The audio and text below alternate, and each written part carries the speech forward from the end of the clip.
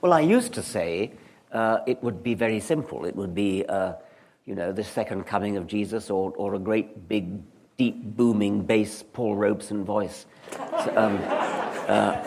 saying, "I am God, and I created."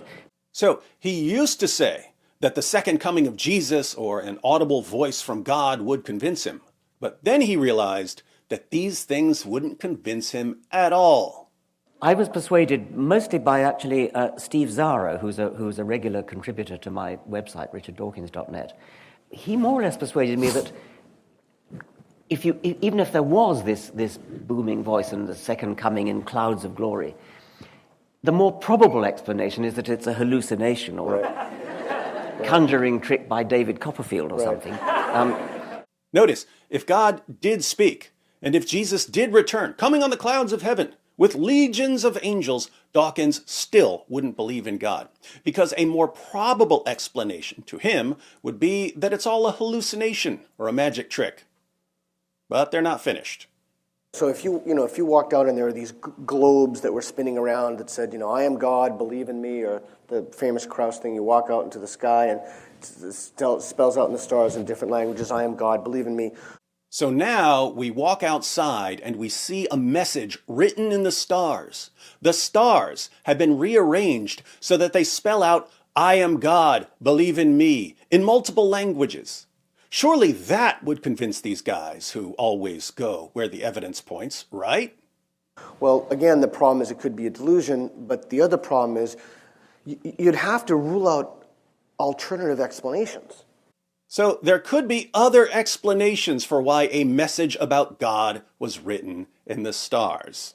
You'd have to rule out alternative explanations, like the aliens. I mean, you'd have to... How could you rule out... Well, I mean, there could be an alien trickster culture or something. We're going to get those little humans. Maybe powerful alien tricksters wrote the message in the stars as part of a cosmic prank. So Clarke's third law, any sufficiently advanced technology is indistinguishable from magic, magic being supernatural. The Clarke from Clarke's third law is Arthur C. Clarke, the man who wrote 2001: A Space Odyssey. Clarke's third law states that any sufficiently advanced technology is indistinguishable from magic. Dawkins gives an example. If you were to fly a Boeing 747 back to the Middle Ages, you would be greeted as God. Now, what's your point, Richard? An alien visitation, any aliens who could actually visit us would have to be so far beyond us in their technology that they probably could manipulate the stars to spell out words or geometric forms or something of that sort. Aliens that are powerful enough to reach us could also be powerful enough to write out words in the stars. So, if we all walked outside one day and we read, I am God, believe in me, written in the stars in multiple languages, we should definitely not believe in God, because that message could have been written by alien tricksters. So, God audibly speaking to Dawkins wouldn't convince him. Jesus appearing at his second coming wouldn't convince him. God writing a message in the stars wouldn't convince him. What would convince him? So that couldn't be enough. So what would persuade you? Well, I'm starting to think nothing would. Nothing would. Even if God showed up and started blasting people with lightning bolts, that still wouldn't convince Dawkins that God exists. And if you listen to the discussion, it sounds like Peter Boghossian agrees completely. If God exists, there is absolutely nothing he can do to convince Richard Dawkins and Peter Boghossian that he exists. Why? Because they've adopted a methodology that is completely impervious to evidence. But there's more. Well, I'm starting to think nothing would, which in a way goes against the grain, because I've always paid lip service to the view that a scientist should change his mind when evidence is forthcoming. Did you catch that? Dawkins says that he's always paid lip service to the view that a scientist should change his mind in light of the evidence. He calls it lip service. Do you know what lip service means? It means you say one thing, but your actions show that you don't really believe what you're saying. So, for all his talk about going where the evidence points, he admits that when it comes to the existence of God, evidence is irrelevant.